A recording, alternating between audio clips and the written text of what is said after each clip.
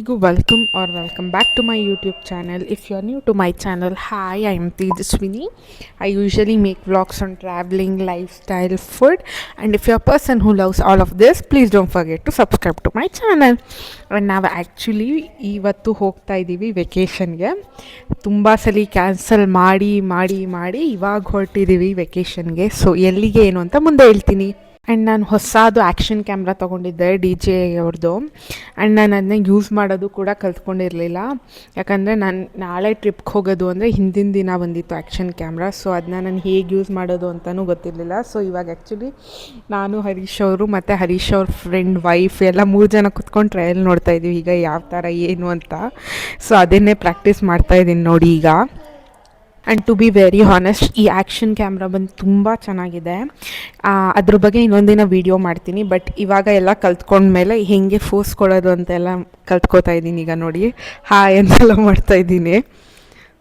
ಇನ್ನು ನಾವು ವೆಕೇಷನ್ಗೆ ಹೋಗ್ತಾ ಇರೋದು ಬಂದು ಊಟಿಗೆ. ನೀವು ತಮ್ನೇಲಲ್ಲೇ ನೋಡಿರ್ತೀರ. ಎನಿವೇಸ್ ನಾವು ಫಸ್ಟು ನಾನು ಹರೀಶ್ ಅವ್ರು ಇಬ್ಬರೇ ಹೋಗೋಣ ಅಂತ ಅಂದ್ಕೊಂಡಿದ್ವಿ, ಅಚಿಂತ್ಯನ ಕರ್ಕೊಂಡು. ಸೊ ಅದಕ್ಕೋಸ್ಕರ ಒಂದು ಟ್ರಾವೆಲ್ ಏಜೆನ್ಸಿ ಮುಖಾಂತರ ಕ್ಯಾಬ್ನ ಬುಕ್ ಮಾಡ್ಕೊಂಡಿದ್ದೆ.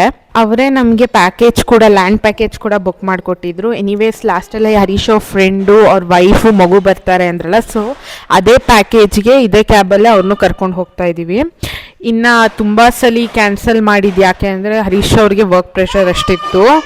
ಸೊ ಹರೀಶ್ ಅವ್ರ ಮ್ಯಾನೇಜರ್ ಕೂಡ ಸ್ಟ್ರಿಕ್ಟಾಗಿ ವಾರ್ನ್ ಮಾಡಿದರು, ನೀನು ಆ ಕೆಲಸ ಮುಗಿಸ್ದಂಗೆ ಹೋಗಂಗಿಲ್ಲ ಅಂತ. ಸೊ ಕ್ಯಾನ್ಸಲ್ ಮಾಡಿ, ಇದು ಆ್ಯಕ್ಚುಲಿ ನನ್ನ 25th ಬರ್ಡೇ ಟ್ರಿಪ್ಪಾಗಿ ಹೋಗಬೇಕಾಗಿತ್ತು. ಬಟ್ ಕಾರಣಾಂತರಗಳಿಂದ ನಾವು ಹೋಗೋಕ್ಕಾಗಲಿಲ್ಲ.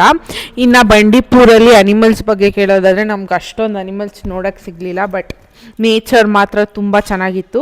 ಬಟ್ ನಾವು ಮುದುಮಲೈ ಟೈಗರ್ ರಿಸರ್ವ್ಗೆ ಎಂಟ್ರಿ ಆದಾಗ ನಮಗೆ ಸಡನ್ನಾಗಿ ಒಂದು ಎಲಿಫೆಂಟ್ ತುಂಬ ಹತ್ತಿರದಿಂದ ಕಾಣಿಸ್ತು. ಅದೊಂದನ್ನೇ ನಾನು ವೀಡಿಯೋ ಮಾಡ್ಕೊಂಡಿದ್ದಷ್ಟೇ. ನಿಮಗೆ ನೋಡೋಕ್ಕೆ ಅಂತ ಸಿಕ್ಕಿದ್ದು ಒಂದೇ ಒಂದು ಅನಿಮಲ್ ಅಂದರೆ ಅದು ಎಲಿಫೆಂಟ್. ಸೊ ಇನ್ನು nature was at it's best ಅಂತಲೇ ಹೇಳ್ಬೋದು. ಸೊ ನೆಕ್ಸ್ಟ್ ನಾವು ಅಲ್ಲಿಂದ ಮೋಸ್ಟ್ಲಿ ಇದು ಮಸೀನಾ ಗುಡಿ ಅನ್ಸುತ್ತೆ ನಾವು ತಿಂಡಿಗೆ ನಿಲ್ಸಿದ ಪ್ಲೇಸ್. ನಂಗೆ ಎಕ್ಸಾಕ್ಟಾಗಿ ನೆನಪಿಲ್ಲ. ಇದು ಯಾವುದೋ ಒಂದು ರೆಸಾರ್ಟಿನ ಹೋಟೆಲ್ಲು. ಸೊ ಅಲ್ಲಿ ತಿಂಡಿಗೆ ಅಂತ ನಿಲ್ಸಿದ್ವಿ. ಆ್ಯಂಡ್ ಈ ಸುತ್ತೋ ರಿಂಗಿಗೆ ಏನು ಹೇಳ್ತಾರೆ ಅಂತ ನಂಗೆ ಐಡಿಯಾ ಇಲ್ಲ. ಯಾರಿಗಾದ್ರು ಗೊತ್ತಿದ್ರೆ ಕಮೆಂಟ್ ಸೆಕ್ಷನಲ್ಲಿ ತಿಳಿಸಿ. ಆ್ಯಂಡ್ ನಮ್ಮ ಅಚಿಂತ್ಯ ಮಾತ್ರ ಇದನ್ನ ತುಂಬ ಎಂಜಾಯ್ ಮಾಡ್ತಿದ್ದ. ನಾವು ಅಲ್ಲೆಲ್ಲ ಮುಗಿಸ್ಕೊಂಡು ರೆಸಾರ್ಟಿಗೆ ಚೆಕ್ಇನ್ಗೆ ಅಂತ ಬಂದ್ವಿ. ಈ ಆ್ಯಕ್ಚುಯಲ್ ರೆಸಾರ್ಟ್ ಹೆಸರು ಬಂದು ಡಿಲೈಟ್ಸ್ ಇನ್ ಅನ್ಸುತ್ತೆ. ನಾನು ಅದನ್ನ ಚೆಕ್ ಮಾಡಿ ಇಲ್ಲಿ ಮೆನ್ಷನ್ ಮಾಡಿರ್ತೀನಿ. ಇನ್ನು ಇದ್ರದ್ದು ಹೊರಗಡೆ ಆ್ಯಂಬಿಯನ್ಸ್ಗಿಂತ ಒಳಗಡೆ ರೂಮೆಲ್ಲ ತುಂಬ ಚೆನ್ನಾಗಿತ್ತು. ಆ್ಯಂಡ್ ಅದ್ರ ಪ್ರೈಸ್ ಬ್ರೇಕಪ್ಸ್ನೆಲ್ಲ ನಾನು ಅಪ್ಕಮಿಂಗ್ ವೀಡಿಯೋಸಲ್ಲಿ ಹೇಳ್ತೀನಿ. But to be very honest, ಈ ರೆಸಾರ್ಟ್ ತುಂಬ ಚೆನ್ನಾಗಿತ್ತು. ಊಟ ಎವ್ರಿಥಿಂಗ್ ಹೇಳ್ತೀನಿ ಇನ್ ಅಪ್ಕಮಿಂಗ್ ವೀಡಿಯೋಸ್. ಆ್ಯಂಡ್ ಈ ರೆಸಾರ್ಟ್ಗೆ ಎಷ್ಟು ಅವಾರ್ಡ್ಸ್ ಸಿಕ್ಕಿದೆ ನೋಡಿ. ಎಲ್ಲನೂ ಸ್ಟೋರ್ ಮಾಡಿಟ್ಟಿದ್ದಾರೆ ಅವರು. ಅದನ್ನ ನಾವು ಚೆಕ್-ಇನ್ ಪ್ರೊಸೆಸ್ ಮುಂಚೆ ರೂಮ್ ಕ್ಲೀನಿಂಗ್ ನಡೀತಾ ಇತ್ತು. ಸೊ ಅವಾಗ ನಾನು ಇದನ್ನೆಲ್ಲ ವೀಡಿಯೋ ಮಾಡ್ಕೊಂಡಿದ್ದೆ ಎಷ್ಟು ಅವಾರ್ಡ್ ಸಿಕ್ಕಿದೆ ಈ ರೆಸಾರ್ಟ್ಗೆ ಅಂತ. ಆ್ಯಂಡ್ ಇದೇನೋ ಸ್ಪೆಷಲ್ಲಾಗಿ ಕ್ಯಾಂಡಲ್ಸ್ ಎಲ್ಲ ಮಾಡಿದ್ದಾರೆ ನೋಡಿ. Jasmine, sandal, lavender, lemon grass ಅಂತ ಫ್ಲೇವರ್ಸಲ್ಲಿ ಕ್ಯಾಂಡಲ್ಸ್ ಇತ್ತು. ಇನ್ನು ಟು ಬಿ ವೆರಿ ಹಾನೆಸ್ಟ್, ನಿಮ್ಗೆ ಗೊತ್ತಿರೋ ಹಾಗೆ ಊಟ is famous for Nilgiri oil. ಇದು ನೀಲಗಿರಿ ಎಣ್ಣೆ. ಮತ್ತು ಅದೇನೋ ಎಣ್ಣೆ ಅಂತ ಅಂದರು, ಲೆಮನ್ ಗ್ರಾಸ್ ಅದೇನು ಎಣ್ಣೆನೋ ನಂಗೆ ಕರೆಕ್ಟಾಗಿ ಗೊತ್ತಿಲ್ಲ. ಇನ್ನು ಆ್ಯಕ್ಚುಲಿ ಇವಾಗ ನಾನು ರೂಮ್ ಟೂರ್ ಮಾಡಿಸ್ತಾ ಇದ್ದೀನಿ. ಇನ್ನು ರೂಮ್ ವಿಷಯಕ್ಕೆ ಬರೋದಾದರೆ ಹರೀಶ್ ಅವ್ರ ಫ್ರೆಂಡ್ಗೂ ನಮಗೂ ಎದುರು ಬದ್ರು ರೂಮ್ ಸಿಕ್ಕಿತ್ತು. ಆ್ಯಂಡ್ ಇದು ಬಂದು ನಮ್ಮ ರೂಮು. ಆ್ಯಂಡ್ ಆ್ಯಕ್ಚುಲಿ ಅಚಿಂತ್ಯ ಮಲಗಿದ್ದಾನೆ ನೋಡಿ. Room was very spacious and big enough. ಒಂದು ಕಬರ್ಡ್ ಕೂಡ ಇತ್ತು. ಇನ್ನು ರೂಮಲ್ಲಿ ಒಂದು ಬಾಲ್ಕನಿ ಕೂಡ ಇತ್ತು, which was having hotel view ಇತ್ತು ಆ ಬಾಲ್ಕನಿಗೆ, ನಾಟ್ ಮೌಂಟೇನ್ ವ್ಯೂ. ಇನ್ನೊಂದು ಕ್ಯಾಟಗರಿ ರೂಮ್ ಬುಕ್ ಮಾಡಿದ್ದಿದ್ರೆ ನಾವು ಮೌಂಟೇನ್ ವ್ಯೂ ಸಿಗ್ತಾಯಿತ್ತು. ಬಟ್ ನಮ್ಗೆ ಇದು ನಾರ್ಮಲ್ ಹೋಟೆಲ್ ವ್ಯೂವೇ ಸಿಕ್ತು. ನಮ್ಗೆ ಇಷ್ಟೇ ಸಾಕು ಅಂಥೇಳಿ ಈ ರೂಮ್ನೇ ಬುಕ್ ಮಾಡ್ಕೊಂಡ್ವಿ. ಇಲ್ಲಿ ಆ್ಯಕ್ಚುಲಿ ಎಂಟ್ರಿ ಆಗ್ತಿದ್ದಂಗೆ ಲೆಮನ್ ಟೀ ಕೊಟ್ಟಿದ್ರು, which was very very nice. ಅದ್ರ ಕ್ಲಿಪ್ಪಿಂಗ್ಸ್ ಕೂಡ ನಾನು ಆ್ಯಡ್ ಮಾಡಿರ್ತೀನಿ ಸೈಡಲ್ಲಿ ನೋಡ್ಕೊಳ್ಳಿ. This is how I look. ಎಲ್ಲೆಲ್ಲಿಗೆ ಹೋಗ್ತೀನಿ, ಏನೇನು ಮಾಡ್ತೀನಿ ಎಲ್ಲನೂ ತೋರಿಸ್ತೀನಿ. ನಮ್ಮ ಮೊದಲನೇ ದಿನದ ಫಸ್ಟ್ ಪ್ಲೇಸ್ ಬಂದು ದೊಡ್ಡಬೆಟ್ಟ ಪೀಕ್. ಕನ್ನಡ ಹೆಸರಿದೆ. ಸೊ ಸ್ವಲ್ಪ ಖುಷಿ ಆಯಿತು ಹೆಸರು ನೋಡ್ತಿದ್ದಂಗೆ. ಎನಿವೇಸ್ ಇಲ್ಲಿ ಸೈಟ್ಸಿಂಗ್ ಹೋಗೋಕ್ಕೂ ಮುಂಚೆನೇ ಸುತ್ತ full toys, sweaters, mufflers, scarf, in fact not only toys, churumuri ಅಂತೆ, ಮ್ಯಾಗಿ ಅಂತೆ, ಈ ಥರ ಬಹಳಷ್ಟು ಇಟ್ಕೊಂಡಿರ್ತಾರೆ. ಬೇಸಿಕಲಿ ಮಕ್ಕಳನ್ನ ತುಂಬ ಅಟ್ರ್ಯಾಕ್ಟ್ ಮಾಡುವಂಥ ಎಲ್ಲ ಐಟಮ್ಸು ಇರುತ್ತೆ. ಅಲ್ಲಿ ಮಕ್ಕಳೆಲ್ಲ ನೋಡಿದವರು ನಮ್ಗೆ ಅದು ಬೇಕು ಬೇಕು ಅಂತ ಹೇಳ್ತಾ ಇರ್ತಾರೆ. ಸೊ ಅದೊಂದು ಎಕ್ಸ್ಪೀರಿಯೆನ್ಸ್ ನಂಗೆ ಆಯ್ತಲ್ಲಿ. ಎನಿವೇಸ್ ಫಸ್ಟ್ ಹೋಗ್ತಿದ್ದಂಗೆ ಇಲ್ಲಿ ಒಂದೇ ಪ್ಲೇಸಲ್ಲಿ ನಿಮಗೆ ಎಂಟ್ರಿ ಫೀಸ್ ಕಮ್ಮಿ ಇದ್ದಿದ್ದು, ಜಸ್ಟ್ 10 ರೂಪೀಸೋ 20 ರೂಪೀಸ್ ಏನೋ ಇತ್ತು ಒಬ್ರಿಗೆ. ಬಟ್ ನಾನು ಹೋಗಿದ್ದಿದ್ದು ಮಿಕ್ಕಿದ್ದು ಎಲ್ಲ ಪ್ಲೇಸಲ್ಲೂ ಎಂಟ್ರಿ ಫೀಸ್ ಜಾಸ್ತಿ ಇತ್ತು. ಆಮೇಲೆ ಇಲ್ಲಿಗೆ ಹೋಗ್ತಿದ್ದಂಗೆ ಎಷ್ಟು ಫಾಗ್ ಕವರ್ ಆಗಿತ್ತು ಅಂದರೆ, ಇನ್ಫ್ಯಾಕ್ಟ್ ಅದು ಸುತ್ತಮುತ್ತ ನನಗೆ ಏನೂ ಕಾಣಿಸ್ತಾ ಇಲ್ಲ. ಆ್ಯಂಡ್ ಇಲ್ಲಿ ನನ್ನ ಕ್ಯಾಮ್ರಾ ಕೂಡ ಜಸ್ಟಿಸ್ ಮಾಡ್ತಾಯಿಲ್ಲ, ಯಾಕಂದರೆ ಅಷ್ಟು ಫಾಗ್ ಇತ್ತು. ನಾನು ಅಷ್ಟು ಫಾಗ್ನ ಎಕ್ಸ್ಪೀರಿಯೆನ್ಸ್ ಮಾಡಿದ್ದೆ ಅಲ್ಲಿಗೆ ಹೋದಾಗ. ಯಾರಿಗೆ ಫಾಗು ಮತ್ತು ಮಿಸ್ಟ್ ಎಲ್ಲ ತುಂಬ ಇಷ್ಟ ಆಗುತ್ತೋ ಈ place is a must visit place in Ooty ಅಂತ ಹೇಳ್ತೀನಿ. ಇನ್ನು ಅಲ್ಲಿಂದ ನಾವು ಒಂದು ಟವರ್ ಹತ್ಕೊಂಡು ಮೇಲೆ ಒಂದು ಸೈಟ್ ಸೀಯಿಂಗ್ ನೋಡೋಕೆ ಹೋದ್ವಿ. ಅಂದರೆ ಇದು ಮೆಟ್ಲು ಹತ್ಕೊಂಡು ಹೋಗಿ ಮೇಲ್ಗಡೆ ನೋಡಿದ್ರೆ ನಿಮ್ಗೆ ಇಡೀ ಊಟಿ ಕಾಣಿಸುತ್ತೆ, if fog is not covered.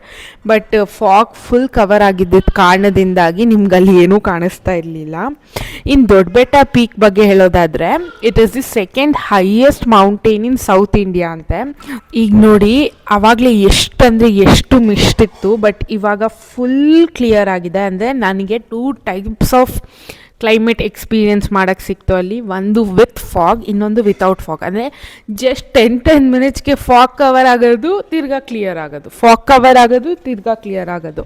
ಇನ್ನು ದೊಡ್ಡ ಅಂದರೆ ಬೆಟ್ಟ ಅಂದರೆ ಮೌಂಟೇನ್, ಇಂಗ್ಲೀಷಲ್ಲೇ ಬಿಗ್ ಮೌಂಟೇನ್ ಅಂತ ಹೇಳ್ಬೋದು. ಇನ್ನು ಈ ಪ್ಲೇಸ್ ವಿಸಿಟ್ ಮಾಡೋಕ್ಕೆ ಸೀಸನ್ ಬಂದು ಏಪ್ರಿಲ್ ಟು ಜೂನ್ ಮತ್ತು ಸೆಪ್ಟೆಂಬರ್ ಟು ನವಂಬರ್. ನಾವು ಆ್ಯಕ್ಚುಲಿ ಹಾಫ್ ಸೀಸನ್ ಹೋಗಿದ್ವಿ. ಅಲ್ಲಿಂದ ನಾವು ನೆಕ್ಸ್ಟು ಹೋಗಿದ್ದೆ ಬಂದು ಟೀ ಫ್ಯಾಕ್ಟ್ರಿಗೆ. ಟೀ ಫ್ಯಾಕ್ಟ್ರೀಲಿ ಏನೇನಿದೆ ಅಂತ ನಾನು ನಿಮಗೆ ತೋರಿಸ್ತೀನಿ. ಅದಕ್ಕೂ ಮುಂಚೆ ನಾವು ಆ್ಯಕ್ಚುಲಿ ಊಟ ಮಾಡಬೇಕಿತ್ತು, ಯಾಕಂದರೆ ಆಲ್ರೆಡಿ 1:30 ಆಗೋಗಿತ್ತು ಮತ್ತು ಮಕ್ಕಳು ಎಲ್ಲ ಇದ್ರಲ್ಲ. ಸೊ ಅದಕ್ಕೋಸ್ಕರ ನಾವು ಫಸ್ಟ್ ಟೀ ಫ್ಯಾಕ್ಟ್ರಿಗೆ ಹೋಗಲಿಲ್ಲ, ಊಟ ಮಾಡೋಕ್ಕೆ ಅಂತ ಹೋದ್ವಿ. ಇನ್ನು ಊಟಕ್ಕೆ ಆ್ಯಕ್ಚುಲಿ ಬಂದು ಅವರು ಸ್ವಲ್ಪ ಜನ ಲಿಂಗಾಯತರು, ಸೊ ಅದಕ್ಕೋಸ್ಕರ ಅವ್ರು ವೆಜ್ ತೊಗೊಂಡ್ರು. ಆ್ಯಂಡ್ ಆ್ಯಸ್ ಯೂಶುವಲ್ ನಾವು ನಾನ್ ವೆಜ್ ತೊಗೊಂಡ್ವಿ. ಇನ್ನು ಅದೇನೋ ಬ್ಯಾಂಡ್ ಕೊಟ್ಟಿದ್ರು, ಟೀ ಫ್ಯಾಕ್ಟ್ರಿಗೆ ಎಂಟ್ರಿ ಆಗೋಕ್ಕೂ ಮುಂಚೆ ಕೈಗೆ ಆ ಬ್ಯಾಂಡ್ ಹಾಕ್ಕೋಬೇಕಂತೆ. ಅದೇನೋ ರಿಜಿಸ್ಟ್ರೇಷನ್ ಬ್ಯಾಂಡ್ ಥರ ಅಂತ ಬಂದವ್ರಿಗೆಲ್ಲ ಕೊಡ್ತಾಯಿದ್ರು. ಸೊ ಆ ಬ್ಯಾಂಡ್ನ ಹಾಕ್ತಾಯಿದ್ದೀನಿ. ಇನ್ನು ಇದು ಆ್ಯಕ್ಚುಲಿ ಎಂಟ್ರಿ ಆಗ್ತಿದ್ದಂಗೆ way to tea factory and chocolate museum ಅಂತ ಹಾಕಿದ್ದಾರೆ. ಆಮೇಲೆ India is the 3rd largest tea exporting country in the world ಅಂತೆ. ಅಂದರೆ ವಿಶ್ವದಲ್ಲೇ ಭಾರತ ಟೀ ಎಕ್ಸ್ಪೋರ್ಟ್ ಮಾಡೋದ್ರಲ್ಲಿ 3ನೇ ಸ್ಥಾನದಲ್ಲಿದೆ ಅಂತ ಅವ್ರು ಹೇಳ್ತಾ ಇದ್ದಾರೆ. ಇನ್ನು ಒಳಗಡೆ ಹೋಗ್ತಿದ್ದಂಗೆ ಫಸ್ಟ್ ನಮಗೆ ಚಾಕ್ಲೇಟ್ ಪ್ರಿಪ್ರೇಷನ್ ಮಾಡೋರು ಡೆಮೋ ಇಟ್ಟಿದ್ರು. ಡೆಮೋ ಜೊತೆಗೆ ಅಲ್ಲಿ ಸೌಂಡ್ ಕೂಡ ಬರ್ತಾಯಿತ್ತು. ಅಂದರೆ ಇಷ್ಟು ಗ್ರಾಮ್ ಆಫ್ ಕೋಕೋ ಪೌಡರ್ಗೆ ಇಷ್ಟು ಗ್ರಾಮ್ ಆಫ್ ಶುಗರ್ ಹಾಕ್ತೀವಿ, ಈ ಥರ ಮಾಡ್ತೀವಿ ಚಾಕ್ಲೇಟ್ನ ಅಂತ ಅವರು ಅಲ್ಲಿ ಎಕ್ಸ್ಪ್ಲೇನ್ ಮಾಡ್ತಿದ್ರು. ಬೇಸಿಕಲಿ ವಿಜುವಲೈಸೇಷನ್ ಜೊತೆ ಆಡಿಯೋ ಸೌಂಡ್ ಕೂಡ ಕೇಳಿಸ್ಕೊಳ್ಳೋಕೆ ಸಿಗ್ತಾಯಿತ್ತು. ಅಂದರೆ ಬೇಸಿಕಲಿ ಅಲ್ಲಿ ನೀವು ಹೋದಾಗ ಸಿನಿಮಾ ಫೀಲಿಂಗೇ ಬರ್ತಾಯಿತ್ತು. ಇನ್ನು ಇದೆಲ್ಲ ಪ್ರೊಸೀಜರ್ ನಾವು ನೋಡ್ಕೊಂಡು ಈಚೆ ಬರಬೇಕಾದ್ರೆ ಒಂದು ಚಾಕ್ಲೇಟ್ ಪೀಸ್ ಕೂಡ ಕೊಡ್ತಾಯಿದ್ರು ಟೇಸ್ಟಿಗೋಸ್ಕರ. ಇನ್ನು ಇದೆಲ್ಲ ಮುಗಿಸಿ ನಾವು ಮೆಟ್ಲತ್ತಿ ಮೇಲೆ ಹೋಗ್ತಿದ್ದಂಗೆ ನಮಗೆ ಟೀ ಮ್ಯಾನುಫ್ಯಾಕ್ಚರ್ ಮಾಡೋದು ಹೇಗೆ ಅಂತ ಡೆಮೋ ಇಟ್ಟಿದ್ರು. ಅಂದರೆ ಇಲ್ಲಿ ಆ್ಯಕ್ಚುಲಿ ಅವರು ಅದೇನೇನೋ ಪ್ರೊಸೆಸ್ ಇದೆಯಂತೆ. ಅಂದರೆ ಟೀ ಎಲೆಗಳನ್ನೆಲ್ಲ ಡ್ರೈ ಮಾಡಿ ಆಮೇಲೆ ಪುಡಿ ಮಾಡೋಕ್ಕೆ ಕಳಿಸ್ತಾರಂತೆ. ಆ್ಯಕ್ಚುಲಿ ಈ ಮಿಷಿನ್ ರೂಮ್ ಒಳಗಡೆ ಹೋಗೋಕ್ಕೆ ತುಂಬ ರಿಕ್ವೆಸ್ಟ್ ಮಾಡಿಕೊಂಡೆ ಅವ್ರನ್ನ. ಅವ್ರು ಹೇಳಿದ್ರು ನೀವು ಹೈಯರ್ ಅಥಾರಿಟಿಯಿಂದ ಪರ್ಮಿಷನ್ ತೊಗೊಂಡು ಬರಬೇಕು, ನಾವು ಹಂಗೆ ಒಳಗಡೆ ಬಿಡೋಕ್ಕಾಗಲ್ಲ ಅಂತ. ಆ್ಯಂಡ್ ಅವ್ರದ್ದು ಏನೇನೋ ಟರ್ಮ್ಸ್ ಆ್ಯಂಡ್ ಕಂಡೀಷನ್ಸ್ ಎಲ್ಲ ಇರುತ್ತಲ್ಲ, ಮಿಷಿನರೀಸ್ ಎಲ್ಲ ಇರುತ್ತಲ್ಲ, ಸೊ ಅದಕ್ಕೋಸ್ಕರ ಅವ್ರು ರಿಸ್ಕ್ ತೊಗೊಳಕ್ಕೆ ರೆಡಿ ಇರಲಿಲ್ಲ. ಇಲ್ಲಿ ಆ್ಯಕ್ಚುಲಿ ನೋಡಿ ಹೇಗೆ ಟೀ ಪೌಡರ್ ಈಚೆ ಬರ್ತಾ ಇದೆ ಅಂತ ತೋರಿಸ್ತಾ ಇದ್ದೀನಿ. ಅಟ್ಲೀಸ್ಟ್ ಇದೊಂದಾದರೂ ವೀಡಿಯೋ ಮಾಡ್ಕೊಳ್ಳೋಕೆ ಬಿಡಿ ಅಂತ ಹೇಳಿ ಅವ್ರನ್ನ ಕೇಳಿಕೊಂಡೆ. ಎಲ್ಲ ಫೈನಲ್ ಪ್ರೊಸೆಸ್ ಎಲ್ಲ ಆದಮೇಲೆ ಟೀ ಪೌಡರ್ ಹಿಂಗೆ ಈಚೆ ಬರುತ್ತೆ. ಇನ್ನು ಎಲ್ಲ ಮುಗಿಸಿ ಈಚೆ ಬರ್ತಿದ್ದಂಗೆ ಒಂದು ಗ್ಲಾಸ್ ಟೀ ಕೊಟ್ಟರು. ಅಟ್ಲೀಸ್ಟ್ ವೀಡಿಯೋ ಮಾಡ್ಕೊಳ್ಳೋಕ್ಕಂತೂ ಬಿಡಲಿಲ್ಲ, ಟೀ ಆದರೂ ಕೊಟ್ಟರು ಅಂತ ನಾನು ಖುಷಿ ಪಡಬೇಕು. ಇನ್ನು ಅಲ್ಲೇ ಅವ್ರದ್ದೇ ಟೀ ಪುಡಿ ಮ್ಯಾನುಫ್ಯಾಕ್ಚರಿಂಗ್ ಯೂನಿಟ್ ಆಗಿರೋದ್ರಿಂದ ಅವರಲ್ಲಿ ನಮಗೆ ಟೀ ಪೌಡರ್ ಕೂಡ ಸೇಲ್ ಮಾಡ್ತಾರೆ. ಅಲ್ಲಿ basically different flavours of tea powder ಸಿಗುತ್ತೆ ಅಲ್ಲಿ. ಸೊ ನಾನು ಅದ್ರ ಕ್ಲಿಪ್ಪಿಂಗ್ಸ್ ಕೂಡ ತೊಗೊಂಡಿದ್ದೀನಿ ನೋಡಿ, ಇವಾಗ ಆ್ಯಡ್ ಮಾಡ್ತಾ ಇದ್ದೀನಿ. ಎಲ್ಲ flavour normal tea 230, ginger 270, masala 350, cardamom 370. ಇನ್ನು ಮನೆಗೆ ಸ್ವಲ್ಪ ಟೀ ಪೌಡರ್ ಆ್ಯಕ್ಚುಲಿ ಬೇಕಾಗಿತ್ತು. ಇಲ್ಲಿ ನಾನು ಆ್ಯಕ್ಚುಲಿ ಊಟಿ ಇಲ್ಲ ತಮಿಳ್ನಾಡಿಗೆ ಹೋದಾಗೆಲ್ಲ ಆ್ಯಕ್ಚುಲಿ ಟೀ ಪೌಡರ್ ತೊಗೊಂಬರ್ತೀವಿ, ಯಾಕಂದರೆ ಅಲ್ಲಿ ಟೀ ಫ್ಲೇವರ್ ತುಂಬ ಚೆನ್ನಾಗಿರುತ್ತೆ ಅಂತ. ಆ್ಯಂಡ್ ಅಲ್ಲಿ ಫಸ್ಟು ಬಿಲ್ ಮಾಡಿಸಿ ಆಮೇಲೆ ಇವ್ರ ಹತ್ರ ಬಂದು ಟೀ ಪೌಡರ್ನ ನಾವು ಕಲೆಕ್ಟ್ ಮಾಡ್ಕೋಬೇಕು. ಇನ್ನು ಟೀ ಪುಡಿ ತೊಗೊಂಡು ನಾವು ನೆಕ್ಸ್ಟ್ ಹೋಗಿದ್ದು ಚಾಕ್ಲೇಟ್ ಸ್ಟೋರ್ಗೆ. ಇಲ್ಲಿ ಚಾಕ್ಲೇಟ್ ಬಂದು ತುಂಬ ಅಂದರೆ ತುಂಬ ಕಾಸ್ಟ್ಲಿ ಇರುತ್ತೆ. ಯಾರಾದರೂ ಬೆಂಚ್ ಮಾರ್ಕ್ ಟೀ ಫ್ಯಾಕ್ಟ್ರಿಗೆ ಹೋದಾಗ ಪ್ಲೀಸ್ ಚಾಕ್ಲೇಟ್ ತೊಗೊಬಿಡಿ. ಅಲ್ಲಿ ಎಕ್ಸ್ಪೆನ್ಸಿವ್, ಅಲ್ಲಿ ತೀರಾ ಎಕ್ಸ್ಪೆನ್ಸಿವ್. ಚಾಕ್ಲೇಟ್ಸ್ಗೆ 100 ಗ್ರಾಮ್ಸ್ಗೆ 200 250 ಆ ಥರ ಹೇಳ್ತಾಯಿದ್ರು. ಸೊ ನಾವು ಸುಮ್ಮನೆ ಚಾಕ್ಲೇಟ್ನ ಶೋಕೇಶಲ್ಲಿ ನೋಡಿಕೊಂಡು ಬಂದುಬಿಟ್ವಿ ವಾಪಸ್ಸು. ಸೊ ನೀವು ಶೋಕೇಶಲ್ಲಿ ನೋಡ್ಕೊಳ್ಳಿ ಈ ಥರ ಇಷ್ಟಿಷ್ಟು ಕಾಸ್ಟ್ಲಿ ಚಾಕ್ಲೇಟ್ಸ್ನ. ಇನ್ನಿದೆಲ್ಲ ಮುಗಿಸ್ಕೊಂಡು ನಾವು ಮುಂದೆ ಹೋಗಿದ್ದು ಬಂದು ಸ್ಪೈಸಸ್ ಸ್ಟೋರ್ಗೆ. ಸ್ಪೈಸಸ್ ಅಂದರೆ ಚಕ್ಕೆ, ಲವಂಗ, ಏಲಕ್ಕಿ ಈ ಥರ ಅಂಗಡಿಗಳು ಕೂಡ ಇತ್ತು ಆ ಬೆಂಚ್ ಮಾರ್ಕ್ ಟೀ ಫ್ಯಾಕ್ಟ್ರಿ ಒಳಗಡೆ. ಸೊ ಇಲ್ಲಿ ನಾವು ಚೆಕ್ ಮಾಡೋಣ ಅಂತ ಸುಮ್ಮನೆ ಹೋದೆ, ಏನೇನು ಎಷ್ಟೆಷ್ಟಕ್ಕಿದೆ ಅಂತ. ಇಲ್ಲಿ ಇದು ಕೂಡ ಎಕ್ಸ್ಪೆನ್ಸಿವ್ ಆಗಿತ್ತು. ಆ್ಯಂಡ್ ನಾನು ತೊಗೋಬೇಕು ಅಂತ ಹೋಗಿರಲಿಲ್ಲ, ಯಾಕಂದರೆ ನಮ್ಮ ಮನೇಲಿ ಎಲ್ಲ ಸ್ಪೈಸಸ್ಸು ತಂದಿಟ್ಟಿದ್ರು ನಮ್ಮ ಮಾವ ಮೆಟ್ರೋಯಿಂದ. ಸೊ ಎಲ್ಲ ವೇಸ್ಟ್ ಆಗಿಬಿಡುತ್ತೆ ಅಂತ ನಾನು ತೊಗೊಂಡ್ಲಿಲ್ಲ. ಅಲ್ಲಿಂದ ನಾವು ನೆಕ್ಸ್ಟ್ ಆಕ್ಸ್ ವರ್ಲ್ಡ್ ಮ್ಯೂಸಿಯಮ್ಗೆ ಹೋಗಿದ್ದು. ಅಲ್ಲಿ ಮಿರರ್ ಮೇಸ್ ಆ ಥರ ಆಟಾಡೋ ವಸ್ತುಗಳಿದ್ವು. ಬಟ್ ಈ ಶಾಪಲ್ಲಿ ಬನಾನಾ ಸಿಲ್ಕ್ ಸ್ಯಾರಿ ಸಿಗ್ತಾಯಿತ್ತು. Ooty is famous for banana silk sari ಅಂತ ಅಲ್ಲಿಗೆ ಹೋದ್ಮೇಲೆ ಗೊತ್ತಾಗಿದ್ದು. ಬಟ್ ನಾನು ತೊಗೊಂಡ ಏನು ಅಂತ ನೆಕ್ಸ್ಟ್ ಹೇಳ್ತೀನಿ. ಇದೆಲ್ಲ ಮುಗಿಸ್ಕೊಂಡು ನಾವು ನೆಕ್ಸ್ಟ್ ಬಂದು ಬೊಟ್ಯಾನಿಕಲ್ ಗಾರ್ಡನ್ಗೆ. ಬೊಟ್ಯಾನಿಕಲ್ ಗಾರ್ಡನ್ ಆ್ಯಕ್ಚುಲಿ ತುಂಬ ಚೆನ್ನಾಗಿದೆ, ಬಟ್ ಇಲ್ಲಿ ಎಂಟ್ರಿ ಫೀಸೇ ತುಂಬ ಎಕ್ಸ್ಪೆನ್ಸಿವ್ ಅನಿಸ್ತು ನನಗೆ. ಇನ್ನು ಇಲ್ಲಿ ಆ್ಯಸ್ ಯೂಶ್ವಲ್ ಬೊಟ್ಯಾನಿಕಲ್ ಗಾರ್ಡನಲ್ಲಿ ನೀವೇನೇನು ನೋಡ್ಬೋದು ಅಂದರೆ flower, different kinds of plants, ಈ ಥರ ತುಂಬ ಶೋಕೇಶ್ ಐಟಮ್ಸ್ಗಳಿತ್ತು. ಸೊ ನಾನು ಆದಷ್ಟು ಎಷ್ಟಾಗುತ್ತೋ ಅಷ್ಟು ಕವರ್ ಮಾಡಿದ್ದೀನಿ. ಇಲ್ಲಿ ನಾವು ಸ್ವಲ್ಪ ಟೈಮ್ ಸ್ಪೆಂಡ್ ಮಾಡಿದ್ವಿ. ಆ್ಯಂಡ್ ನಮಗೆ ಜಾಸ್ತಿ ಟೈಮ್ ಕೂಡ ಇರಲಿಲ್ಲ, ಯಾಕೆಂದರೆ ನಾವು ಬೆಂಗಳೂರಿಂದ ಬಂದು ಇಲ್ಲಿ ನಾವು ತುಂಬ ಪ್ಲೇಸಸ್ನ ವಿಸಿಟ್ ಮಾಡಬೇಕಿತ್ತಲ್ಲ, ಅದಕ್ಕೋಸ್ಕರ. ಇದೆಲ್ಲ 6 o'clockಗೆ ಕ್ಲೋಸ್ ಆಗಿಬಿಡುತ್ತೆ ಬೊಟ್ಯಾನಿಕಲ್ ಗಾರ್ಡನ್ಸ್ ಎಲ್ಲ. ಸೊ ನಾನು ಸ್ವಲ್ಪ ಕ್ಲಿಪ್ಪಿಂಗ್ಸ್ ತೊಗೊಂಡಿದ್ದೀನಿ, ನೀವು ಕೂಡ ನೋಡಿ ಅದನ್ನ.